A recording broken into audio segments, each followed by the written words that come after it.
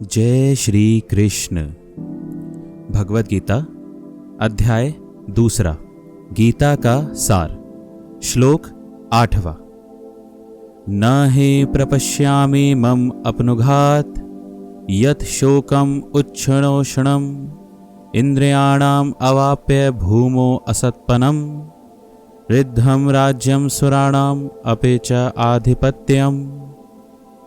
मुझे ऐसा कोई साधन नहीं दिखता जो मेरी इंद्रियों को सुखाने वाले इस शोक को दूर कर सके। स्वर्ग पर देवताओं के आधिपत्य की तरह इस धन धान्य संपन्न सारी पृथ्वी पर निष्कंटक राज्य प्राप्त करके भी मैं इस शोक को दूर नहीं कर सकूंगा। तात्पर्य: यद्यपि अर्जुन धर्म तथा सदाचार के नियमों पर आधारित अनेक तर्क प्रस्तुत करता है, किंतु ऐसा प्रतीत होता है कि वह अपने गुरु भगवान श्री कृष्ण की सहायता के बिना अपनी असली समस्या को हल नहीं कर पा रहा। वह समझ गया था कि उसका तथाकथित ज्ञान उसकी उन समस्याओं को दूर करने में व्यर्थ है जो उसके सारे अस्तित्व शरीर को सुखाए दे रही थी। उसे इन उलझनों को भगवान कृष्ण जैसे आध्यात्मिक गुरु की सहायता के बिना हल कर पाना असंभव लग रहा था। शैक्षिक ज्ञान, विद्वता, उच्च पद, ये सब जीवन की समस्याओं का हल करने में व्यर्थ हैं। यदि कोई इसमें सहायता कर सकता है तो वह है एकमात्र गुरु। अतः निष्कर्ष यह निकला कि गुरु जो 100% कृष्ण भावना भावित होता है वही एकमात्र प्रामाणिक गुरु है और वही जीवन की समस्याओं को हल कर सकता है। भगवान चैतन्य ने कहा है कि जो कृष्ण भावनामृत के विज्ञान में दक्ष हो, कृष्ण तत्ववेत्ता हो, चाहे वह किसी भी जाति का हो, वही वास्तविक गुरु है।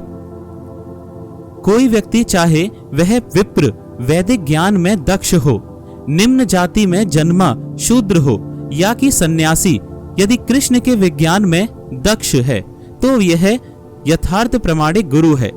चैतन्य चरितमृत में यह कहा गया है।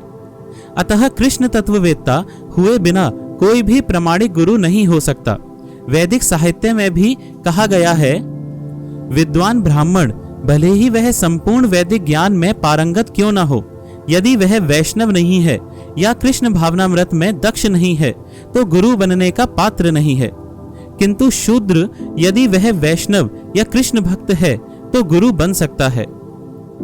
पद्म पुराण। संसार की समस्याओं जन्म, जरा, व्याधि तथा मृत्यु की निवृत्ति धन संचय तथा आर्थिक विकास के संभव नहीं है। विश्व के विभिन्न भागों में से ऐसे राज्य हैं जो जीवन की सारी सुविधाओं से तथा संपत्ति एवं आर्थिक विकास से पूरित हैं, किंतु फिर भी उनके सांसारिक जीवन की समस्याएं ज्यों की त्यों बनी हुई हैं।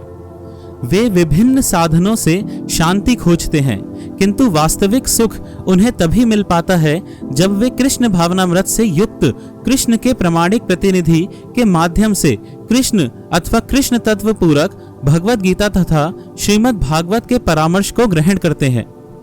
यदि आर्थिक विकास तथा भौतिक सुख किसी के पारिवारिक, सामाजिक, राष्ट्रीय या अंतर्राष्ट्रीय व्यवस्था से उत्पन्न हुए शोकों को दूर कर पाते तो अर्जुन यह ना कहता कि पृथ्वी का अप्रतिम राज्य या स्वर्गलोक में देवताओं की सर्वोच्चता भी उसके शोकों को दूर नहीं कर सकती।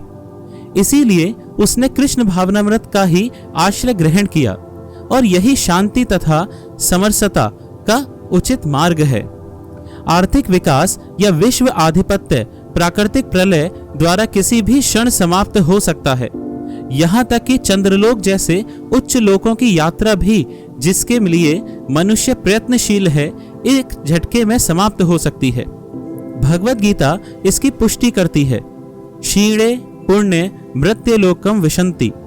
जब पुण्य कर्मों के फल समाप्त हो जाते हैं तो मनुष्य सुख के शिखर से जीवन के निम्नतम स्तर पर गिर जाता है। इस तरह से विश्व के अनेक राजनीतिज्ञों का पतन हुआ है। ऐसा अधपतन शोक का कारण बनता है। अतः यदि हम सदा के लिए शोक का निवारण चाहते हैं तो हमें कृष्ण की शरण ग्रहण करनी होगी, जिस तरह अर्जुन ने की। अर्जुन ने कृष्ण से प्रार्थना की कि उसकी समस्या का निश्चित समाधान कर दें और यही कृष्ण भावनामृत की विधि है।